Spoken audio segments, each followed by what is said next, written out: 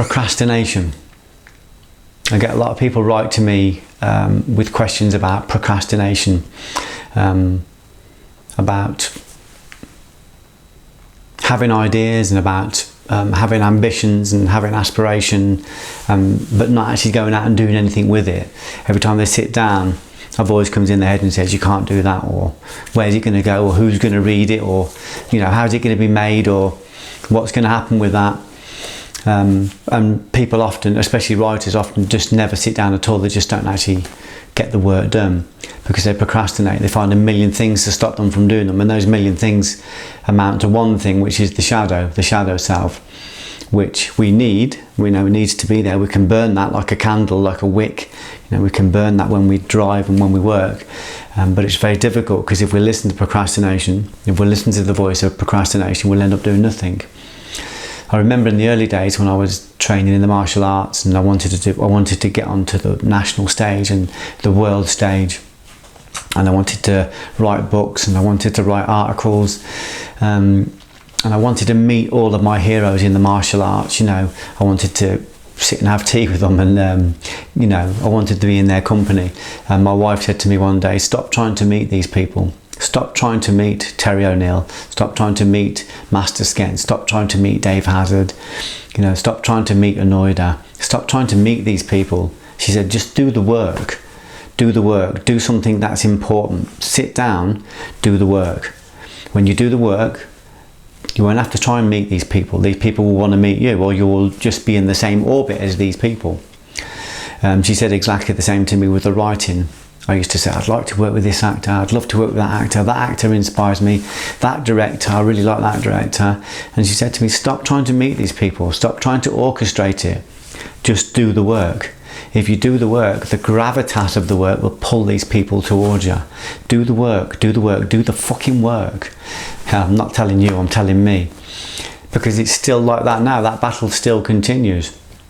I have so many ideas and so many things that I want to write. There's so many things I want to do, but sometimes I find myself sitting there thinking, yeah, but who's going to make this? Where will this go? Who's going to understand this?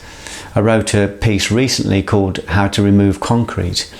And it's kind of just a mundane tale about, removing a piece of concrete from the earth. Like when you build a fence and you put a wooden post in the ground with a concrete slab.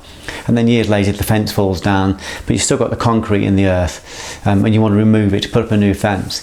So I did a piece about how to remove concrete from the floor, and it's really a metaphysical piece about how spirit and matter don't sit very well together, and removing one from the other can be extremely painful.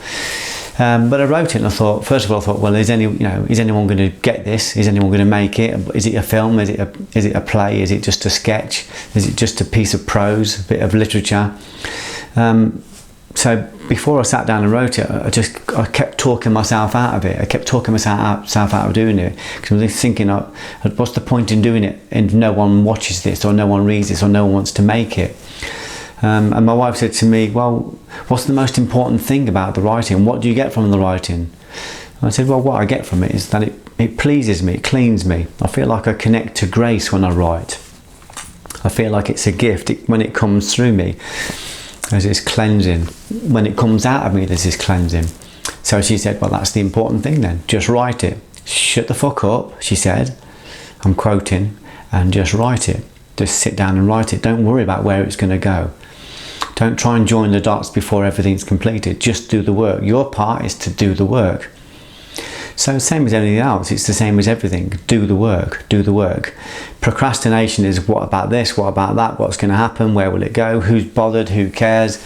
I'm going to write a short film script, but who's going to make it, and who's going to give me the money to make it? Will an actor work in it? But none of that matters. All of those things, you end up talking yourself out of actually ever making anything. So the key is just to sit down and force yourself, discipline yourself to do the work. What I found with my own work is that when I do the work, when I sit down and I follow grace, I follow that feeling of intuition and that this voice that says this is the work to do, I sit and do it, and at some point that work will find a home. It'll either find a home in a book or a play or a film. I've just had 2 films optioned now that I wrote 10 years ago. And again, Sharon reminded me that you think they were written 10 years ago, but they're actually really still present. These are written. They weren't written for 10 years ago. They're written for now. 10 years ago, I probably thought they get made straight away, and then when they didn't get made straight away, I thought I've wasted my time, but I didn't, because writing them was a great exercise. It was, it was great to sit down and just do the work. It was great to hone my skills, harness my voice, tell the story. Basically, it's just about telling stories. It was just about doing the work. It wasn't about where's it going to go, who's going to make it, is it going to win an award, will I make money from it. It was just about doing the work. And I know a lot of people get stuck in this place. Where's this going to lead? Will this lead to my big break? Will this win me an award? Will this make me lots of money? Will this introduce me to a certain actor, or just to is it coattails to somewhere else? Nobody knows that. All you can do is follow the intuition. And when the intuition says sit and write, or train, or whatever it tells you to do, just do the work. Just continue to do the work. Don't procrastinate. When we procrastinate, that energy that we've summoned up to create will cause pestilence. It will cause dis-ease in your body. Your body will be out of ease.